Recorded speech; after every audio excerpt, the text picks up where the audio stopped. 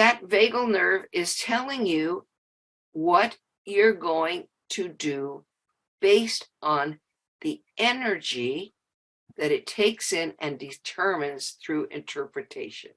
How that determination is made is unknown to all of us. But we do know that that vagal nerve is talking 24/7 to 38 billion connections and God knows how many millions of neurons that are in your body. And when it is in communication with your beingness, it tells your brain what chemicals or what electricity or whatever how our brain functions. It's telling your entire organ system how to relate, every gland what to put out into your system. Will it be endorphins? Will it be cortisol? Will it be happy feeling things or bad feeling things? It's telling your blood how to circulate, and it can be circulating. Your heart can be pounding. Let's say, just imagine with me for a minute that on this screen, I am suddenly transformed into the most beautiful, delectable creature you've ever seen, and I'm turning you on. I'm your ideal person. I'm Farrah Fawcett, or I'm Gregory Peck, or whoever. I don't care who it is. Pat Boone was mine, okay? I'm older than a lot of you guys, but whoever you like. And as soon as you think that, your hormones start playing with your body. And suddenly you feel like, ooh, look at that sexy person. I'm so excited. And you want something. You need something. The vagal nerve has kicked in on the positive, excited, sensual side. But let's say I look like Godzilla and I'm scaring the hell out of you. And you're thinking, oh God, this is creepy. Your vagal nerve is now sending out a whole series of bioelectrical responses that is affecting the way you respond to that thought. Everything in your life is just chemistry. It's a hard nut to crack, but that's the truth. If you really look at it, the whole job of your body is to carry your brain around. Now, the vagal nerve starts here, talks to all the glands and organs. It goes down through your spine. It goes on 2 channels in the front of you. It goes to your gut. It determines your elimination. It determines whether you urinate, whether you defecate. It determines your sexuality. It is the absolute mastermind of you yourself. And it's based on past experience, and it's based on the spin that you have regularly put on it. Are you guys running with me? So what happens is when you master a new thought form in hypnosis, which isn't burying people in words. Oh, it works. You can bore them half to death with a big bunch of blah, blah, blah. I'm really good at that. I could talk for hours and hypnotize you. But if I hypnotize you non-verbally, I just may affect a better result. I've hypnotized on in the middle of Las Vegas. I've hypnotized on that Fremont Street. I've done all of that type of stuff. You cannot walk up to somebody in the street. So for those people that are watching this that are very, very new, don't believe the hype. I'm very good at cutting and editing for YouTube. And that's all you're watching, right? All you're watching when all you see is somebody walk up and go, hiya, how are you? Sleep. It's all bullshit. Now, one of the key things that I have learned during my time, especially with my YouTube channel, is building up that belief and expectation. Belief, expectation, and focus, I firmly believe, are the foundations for hypnosis. Starting up the belief, getting the expectation fired up, and then getting pure focus. Eyes open, eyes closed, stood up, sat down, doesn't matter. But as long as I can get hold of that focus, that's the part that I'm looking for. Just getting them to focus on where we need to go, wherever this is. The rest of it is just theatrics. It's all theatre. It's all just theatre. And I firmly believe, and I want Larry to step in if he thinks I'm right or wrong in this. I think that even Larry Elman, I think even Dave Elman knew that. I think that Dave Elman, especially when you listen to Hobby Lobby, the way that he pronounced, he enunciated his words, the theatre that his father brought into, that Larry's father brought into it, that Dave brought into it, the way that it was all built up. Even for you Ericksonians out there, I firmly believe that when you listen to Erickson as well, is that it was all theatre for him. He was all straight up there. And when you listen to Dave Elman, especially on Hobby Lobby, especially in one of my favorites, by the way, if you haven't listened to Hobby Lobby yet, you need to get it. But there's the one with the berries and it was CO2, Larry, CO2, or it was something like that. And he's sitting there, they're shaking it up, and you hear the theatrics and the wordage and the verbiage coming out as well. But I strongly believe that it's all in the theatre, and it doesn't happen just in the therapy room. I firmly believe that your hypnosis process starts when the person who turns up at that smorgasbord, that whole table full of different ideas. There's spiritualism, there's hypnosis, CBT, there's counseling, there's Reiki, there's all of that. They turn up and they haven't got a clue where they're going, and they turn up and they go, I want to do hypnosis. I think that's the part of the start of the process for where they're going already. Then we add that they need to go find a hypnotist or a hypnotherapist that they want to see. Okay. Now, I'm very direct. Most people know that my approach is very authoritarian, very direct in the way that I deliver it. That doesn't mean that those people that do it nice and softly and ambiguity and all of that are wrong. It just means that people are attracted to my methodology, and they're not just buying into that you need to be, how are you, and act all like that. I'm very authoritarian, very direct. And I firmly believe that when people are looking out, the first thing they're looking for is personalities. Now, this might upset a few of you, right? But I firmly believe in this, is that people need bodies under their belts, not certificates. You'll be a cracking hypnotist if you stop chasing certificates, stop faffing around looking for the next golden fleece. You need bodies, you need people, right? And I don't mean fake organizational bodies, I mean bodies as in humans, because that's where you'll learn your craft. Now watch closely. Expect it to happen, know it will happen, and watch it happen. You notice how tired your eyes are? Now close your eyes, and you'll find you just can't open them no matter how hard you try. The harder you try, the less they'll open. They're locked firmly, aren't they? And they will not open until I give the signal. All right, I'm going to give the signal, and you can open your eyes. There you are. How do you feel? Colonel, I just want to say thank you for that, because a lot of people only read the book, the text, and have never heard his voice or how he presents. And as we know, only so much can be picked up about the tone of a person's message from written. But so like with your dad's work, having the combination seems critical to understanding his work and his way. Thank you. Let me make a comment on that. One of the recordings I have out of the classroom bunch that I like to play, didn't have time for it tonight, is one where he does a regression of somebody who's been stuttering all of his life, finds out why the man was stuttering, relieves the emotions of the stutter, and gets the man talking normally. And you hear empathy and all of what we just discussed in about a half hour of an actual regression. And I think that thing is really something that all hypnotists should hear. Larry, I would love to hear that. And it's and as we said just now, I mean, for me, I love I love hearing people's voices.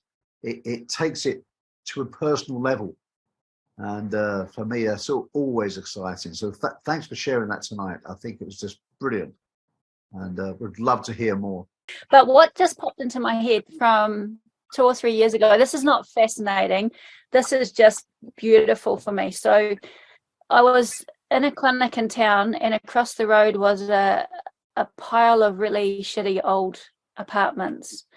And my mum walks with like a walking stick. So I was sitting in my clinic, it was getting dark, and I heard a walker going, up it's a little ramp. And I heard a knock, and I thought, oh, it must be Mum, because she's the only one that would come and visit me with a walker. And I opened this door, and there was this old lady, at least late 80s. And she had managed to stumble across the road, like barely walking. And she looked at me and she said, "Are you the hypnotherapist? Like, I watch people coming. Can you help me?" And I just brought her in. I'm like, "Yes, sweet, come on." Like, she had managed to get across the road. And I sat her down, and she said, "This is the first time I've been out of my house for 2 years." So she had been watching me, wanting to come over for years. I used to wonder why quite young men would go into her flat all the time. They'd take her groceries, they'd do stuff. And she said to me that she hadn't been able to leave the place, that she'd stare out the window and see that the bins needed to be taken out, that she had got annoyed with kids walking past not being able to throw, throwing rubbish on it, and she couldn't leave the house to do it. So she had been watching me for ages and finally come over on dark. And I sat down with her and I just said to her, just close your eyes for a minute and just imagine you're looking out the window at that rubbish. Where do you feel it? And she said, oh, and her heart just froze. And I said, "Now go back to the first time." And boom, she said, she was 5 years old in England. She had been dropped off to a train to go to school, and she was looking around and her parents weren't there. That was at that moment. I tend to stick in that moment. I don't go further. So all we did was just shifted the energy of that. Open it. It was like 15 minutes. I said, "Are you all good walking home now?" She's like, "Yeah." And so she stumbles back to her house. So I go to the clinic the next day, and I look out the window, and it's a rainy day. She has a jacket on, zipped up, a backpack, no walker, and she's off for a walk. Like, I sat there like, what the hell? And then I thought to myself, because I always think, why does our mind do this? Why were we created? Like, to me, I'm quite spiritual. Why was our brain created in a way that little 5-year-old girl getting dropped off in a train, I don't even know, war times or whatever it was in England, or whatever age she was, how did that stir up and create this? I mean, we know obviously something happened to get that little girl to come back out in her body again and to be looking out the window and not wanting to leave the house. But what the hell? I was sitting there, that was so sad that this had been lying there for so long and had to show up now where, she actually probably needed support. So when I saw her walking, and I saw her walking another day, and walking without the walker, that blew me away, because that is like, there must have been so much tied into that whole story. And she didn't even acknowledge a wave. She just was off with a backpack. I would like to explain you my 50 cents. And I always like to work with idiomotoric responses. Yes or no finger. If you have no idea how to work with idiomotoric response, I would suggest you read some, or maybe in this conference, you can have a chat in the cafe or so, how to work with that. It's simple, it's feedback. The system of your client will generate yes or no. Once you have a feedback loop set up, it's really interesting for you as a therapist, because you can ask anything. Now, you would like to have an answer by not just the conscious mind, not just the subconscious mind, but you would like to have an answer of something which knows what's going on, something wise. Oh, some people may call that superconscious mind, some people may call that higher mind, inner wisdom, whatever it is. But it needs to work together with the ego of the client and the free will and the subconscious mind. So there is a whole system going on. And that system, which I will explain a little bit further in the workshop here, I call this nowadays the quantum mind, something which is always working. And from the moment, and we are here at the Dave Elman conference, this is still hypnosis, so you still need an induction. From the moment you do your Dave Elman induction, you're able to deepen the hypnosis, and then you're able to set up the idiomotoric responses, a yes and a no. It is a spontaneous movement from the system, and you can ask if this quantum mind is willing to communicate with you as a therapist. So you are not talking or communicating anymore to the ego or to the subconscious mind of your client. No, you're talking or communicating to something which is wise, benevolent, and knows what has to be done or what's going on. Now, however you would like to label it, whether you call it subconscious, whether you call it superconscious mind or quantum mind, it doesn't, it's just a label. Just make sure it is benevolent and is willing to help your client. I make a small expression and I say out loud, hey, I just want to have a connection with everything which is benevolent and willing to help humanity and my client. And then I start working. Is there any little one would like to share your feedback or how you felt at your magical stream? Please feel free to unmute if you'd like to share, or you'd like to just stay in this peaceful place. That's absolutely okay. So I think love we're drinking the water. beautiful. Yeah.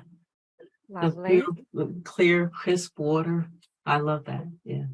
Beautiful. That was Thank you. quite lovely. Very relaxing. Thank you. You're welcome.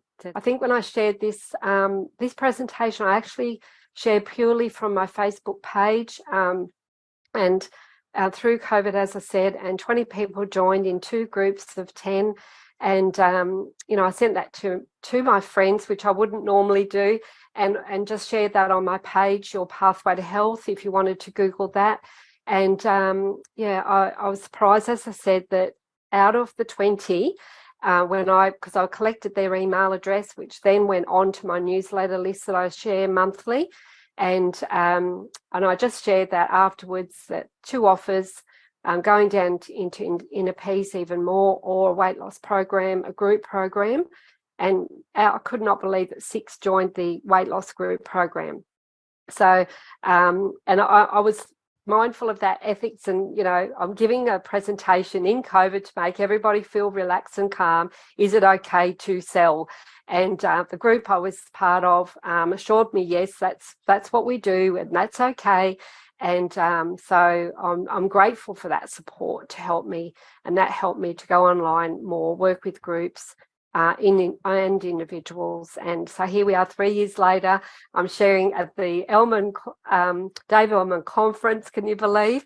Little me from Ungary, New South Wales, a little town of 300 people. If I can do this, anyone can. Well, I have a mentorship program that after they do the training with me, we meet once a month for a couple of months. And I will tell you, the questions are always the same, whether it's a new group or the old group. If the old people, or I should call them old, the old students participate, it's always the same question. This went wrong, this went wrong. And I say, did you really get to the initial sensitizing event? And very often they say, oops, I forgot. Did you really get them in sonambulism? Oops, I didn't check for that.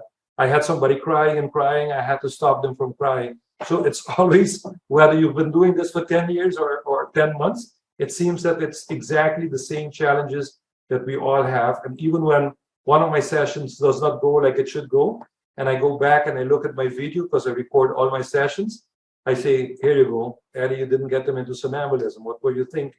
So we just have to keep hammering on the same rules. How do you put limits on your social media while working on following up with your followers and monitoring business on social media? Christy, that's a super good question. And thank you. Healthy limits, yeah. So for me, I only look at social media for my business one time a day. And I only keep it to a window of 10 minutes. Now, if I have a lot of emails for, like in my social media, like on Facebook or Instagram, it might take me a little longer, but I keep it to 10 minutes. And I'm not going to lie, I put a timer on because I want to make sure that I don't get affected and overwhelmed either. Because with having trauma, which I have worked on a lot and have come far, but I don't want to overwhelm that and trigger any of that in. So it's messing up my time and affecting what I'm working on with my clients. Grief is such a heavy subject. You can easily be overwhelmed with compassion fatigue. Yeah. So as you're growing, make sure that you're creating boundaries for yourself and allowing yourself to have that time for you. And what I found with a lot of actors is that they're very attracted to this type of work. A lot of actors are heavily into metaphysical. They're into, I have a lot of clients that are into yoga, meditation. Some are trained in meditation, new meditation practitioners, Reiki, or the healing arts in general. And a lot of actors are empaths because they will take on characters. And this is where sometimes we all know that sometimes being an empath is both a blessing and a curse at the same time. Because sometimes we take on too much. And, a lot of times actors even an actor playing a dark character may start to feel sympathy towards that character. So, you'll find that the actors are very attracted to our type of work. And I can't tell you how many times I've run into even a conference hypnotists that are actors or been actors at one point. But I just wanted to throw that out there. And again, this is the type of work that I'm kind of developing. I want to develop a program just for actors, like, even like whether it's an online course or just something where it's, using NLP and hypnosis for actors to really give you your best performance. Where does the notion of the parallel universe goes in here? So what do you mean by parallel universe, and how do you apply, or what is that you think about? Okay, yeah, well, we did talk about that at the beginning. Back at the beginning, I was comparing hypnosis practice to learning the martial arts or any other issue that you might have. I gave a lot of examples. For instance, if you have a hypnosis client that's coming to you for an issue, and you have a martial artist who's trying to reach their goal, the process that we went through today allows both of these people, both of these clients, to reach their goals using the exact same process, whether you're trying to reach level of a black belt or whether you're just trying to get enough confidence to stand in front of a room of people and talk. Each step that I went through explained how, as a martial artist or as a hypnosis client, that you could do these same steps and get to that same goal or that same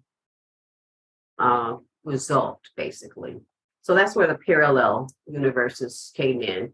And that's why I was asking people what was their martial art, what was their parallel, okay? Because it's not always going to be hypnosis and martial arts. It's going to be hypnosis and whatever else it is that you want to work on, or that what that issue is. And using those same steps, they parallel all the way down to reach your goals. You know what? If it's a spiritual thing for you, that's not a problem, because it can be, you know. I don't bring up the spirituality because that's not everybody's thing, you know, because I study Tai Chi, I meditate, I do Qigong. And for me, I'm a very spiritual person, but my clients might not be spiritual. You guys might not be spiritual. So I didn't want to bring that into today's conversation. But if that's something that you practice and something that works for you and your clients, keep doing it. You know, if it's a part of your practice, a part of who you are. I have certain clients that I know that I can't get esoteric with about anything, you know, other than hypnosis. I mean, and you know, you probably realize yourself, you can't talk to everybody about everything. Okay, you have to stick with whatever their belief systems are and go with that, because that's all they're going to accept. Yeah, so I don't necessarily connect the parallel universes thing to spirituality. It's basically to that hypnosis and whatever you want to put over here. And if for you that's spirituality, that's cool. It works. I think people that are curious about working with children already have a rapport with children. They already know how to be with children, because I've met plenty of therapists who are like, no, I would never work with children and teenagers. So if you are curious and you want to work with children, it's because you already have, you know how to be with children. So I would suggest just be yourself and be natural. One of the things I do with the teenagers is I let them, you know, I'll maybe make a little curse or a swear, say a swear word or something. And so that they know that I don't care. They can use whatever language they want. And sometimes their eyes just pop open for a second and then they laugh or something like that. But it creates rapport, and it also breaks the state. If they're already in a kind of negative trance, it'll snap them out of it. Yeah. And I think, Claire, I would like to complement what you just say, but one of the, I would say, advices that I would give to people that work with children is create safety and attunement around children, because they're so divine already. And the first thing I would say for a child is like, okay, mommy, bring you. And I know there is nothing to be fixing here. There is no, you're here because you are an amazing boy or a girl. And you know what? You know, like when you go to the gym and the people get trained, you know, with people to get more biceps and legs, and you come here because I'm going to give you the tricks of the mind that are going to make you so smart, and you're going to do so many things. And so talking in their language, that so that they understand, first of all, that they are safe. You create a space of attunement where there is no judgment. You are safe to tell me whatever you want to say. It is okay. And I'm open to listen to you. And then, of course, language, like you say, Claire, for teenagers, they just want to swear and say words and movement. And you are, you know, that body language that shows interest, empathy. So basically, you are attuned, listening to that person or to that child, to that teenager, that makes them feel, okay, she gets me. She actually gets me. Yeah.